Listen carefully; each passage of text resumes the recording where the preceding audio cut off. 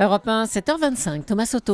On le disait, fragilisé, menacé après ses propos sur l'affaire Leonarda, propos contredisant ceux du président Hollande.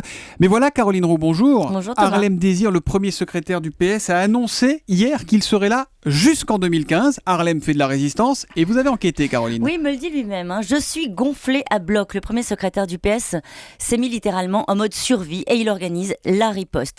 Alors que ses nombreux détracteurs nous expliquent qu'il ne se passe plus rien au Parti Socialiste, qu'il n'y a plus un tract à distribuer, eh bien, le patron du PS va dévoiler son matériel de campagne samedi pour les municipales. Alors, il prend la droite à contre-pied. L'UMP veut en faire une élection nationale. Vous le savez, le PS va donc communiquer sur le bilan des villes de gauche, sur ses valeurs, l'éducation, l'accueil de la petite enfance, le développement durable, etc. En interne, habilement, Harlem Désir étouffe les débats. Alors, comment il fait ? Chaque semaine, au Bureau national, il fait venir des ministres pour expliquer leur projet de loi, pour faire de la pédagogie, comme on dit, sur les réformes en cours.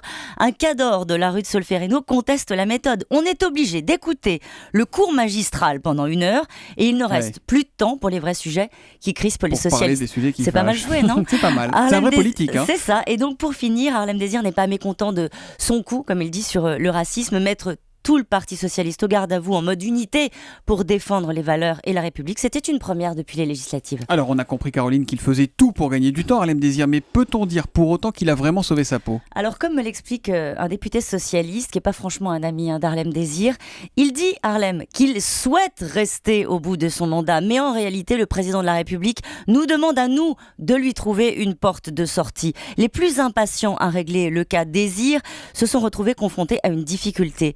Les règles internes du parti. Un conseiller de François Hollande me disait il y a encore quelques semaines, on n'est pas à l'UMP, on a des statuts et on ne peut pas décider de virer le premier secrétaire. Ça ne se fait pas aussi facilement.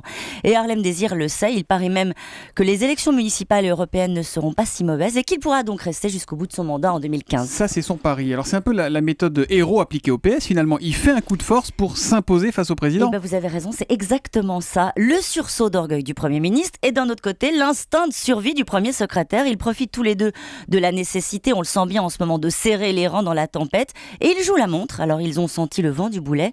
Mais maintenant, leur sort à tous les deux est indexé sur le score des prochaines élections. Harlem Désir s'accroche au PS et tous ceux qu'il voyait dehors ont peut-être parlé un peu trop vite.